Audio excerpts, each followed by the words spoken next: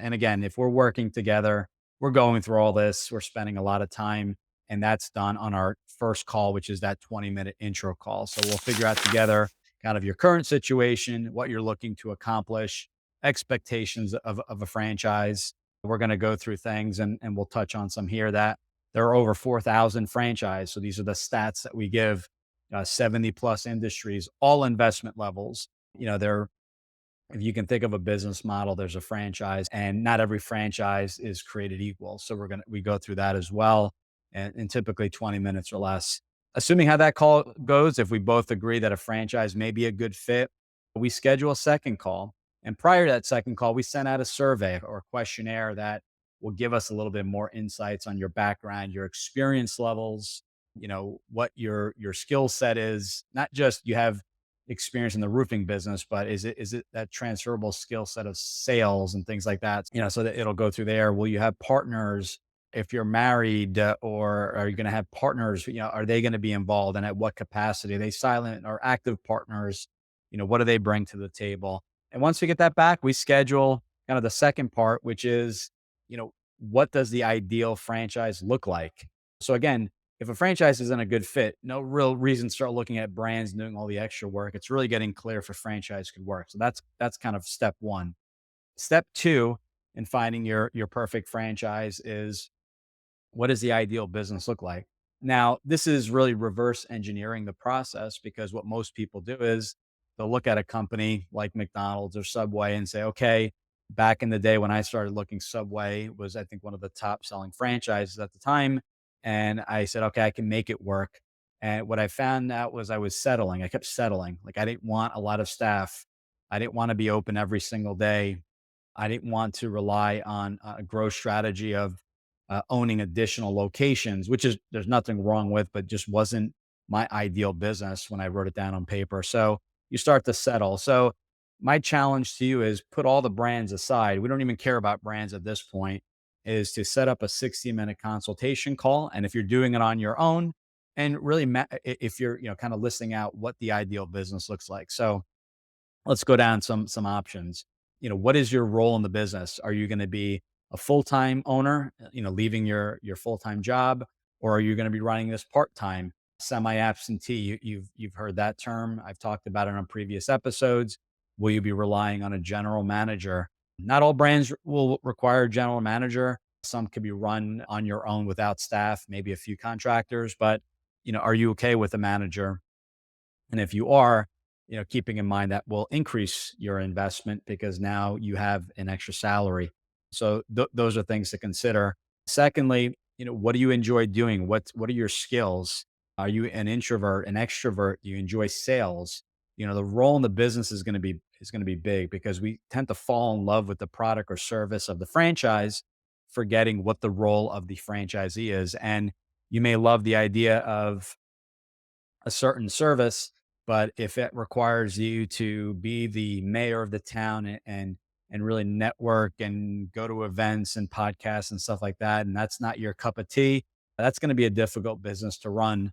So really, concentrating on the role, and keeping in mind too that every franchise is different. So you may have two franchises that offer the same service and or product, and the roles will be different. One of the brands will say mosquito spraying, will have you going out there spraying for mosquitoes, building up a base and then hiring staff. Another one will maybe never have you touching a blower and spraying for mosquitoes, and have you networking day one. So same exact business service wise, but completely different roles. These are things to think about. Your employees is another category. What do your employees look like? I know it's an odd question, but your staff is going to be crucial. There are going to be certain businesses that require W-2 employees. Some are going to require 1099 contractors, and some are going to be a hybrid. So maybe your bookkeeper, your admin, your general manager, those are the W-2, the operational support. And then the people doing the actual work, we'll call it roofing and siding. Those are going to be contractors.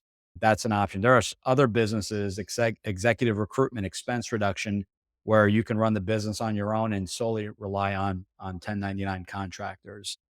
Other things to consider with staff: are they full time, part time? Is it a larger staff? you're going to tend to see larger numbers in the cleaning space, whereas you're going to see maybe lower numbers in the water and smoke restoration mitigation space. With the larger numbers, you're going to need some type of background in management, right? Because you're going to be managing this larger staff. So those are things to think about. Do you prefer, traveling to a single location and running a shop, and maybe in a shopping center, standalone building? Or do you prefer the flexibility of working from home where you're offering a service at a commercial property, residentially, cleaning, gutter cleaning and repair and replacement, roofing, painting, all that kind of stuff. So those are, again, the differences there. And, I'm not going to say one is better than the other, but, you have to look at, okay, at the end of the day, if I prefer the brick and mortar model, what is the growth strategy? And the growth strategy is simply to add on, the additional locations. So that's something to think about. So once you hit certain capacity, you know that each location can generate X, how many of those locations are needed, factoring in, what it costs to open up each one versus a service-based type of business where, you're territory based. So if you're buying one, two, or three territories of a specific brand, you're going to essentially incur some additional discounted, usually franchise fees for those additional territories, just like, you would pay with the brick and mortar option, but you would really kind of focus on the local market with the same team. If you have a team of three or two or whatever that number is, whether you buy one, two, or three territories, you're going to start off with the same team and slowly or gradually expand the staff once you hit certain capacity with your staff and employees. So there's definitely differences there, and we talk a lot more about that. That's a kind of that scalability is going to be kind of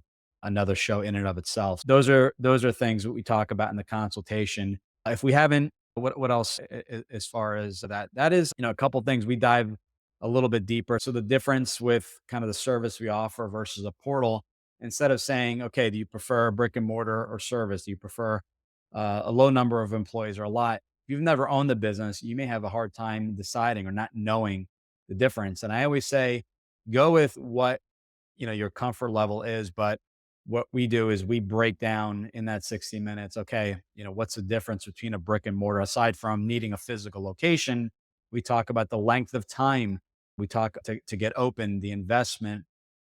For a lot of the home service brands, you're up and running in 90 days or less. A brick and mortar non-standalone can take 6 months to a couple years to get open, depending on the complexity of the build out. Brick and mortar, if you're building something from scratch in a standalone building, so they're building the structure, or if they're just, essentially there was a restaurant in there, you're just changing it for your concept, that there's going to be some variables there, working with the landlord, negotiating leases. So tend to take a lot longer to get up and running. But these are the preferences, putting together the list of things that you want the business to have. And we get really selective. We want to make sure each business checks off all the boxes, as opposed to, let me just check off one box and not the others, and start to settle. Now you have a business that's kind of 50% of what you envision that business to be. That consultation, along with your responses from the survey you sent to us, give us a complete picture of what this ideal business looks like. And we summarize it in a franchise model, which is essentially, if you're doing it on your own, a summary. Just list those key areas, list your answers, and that's going to be part of your criteria search.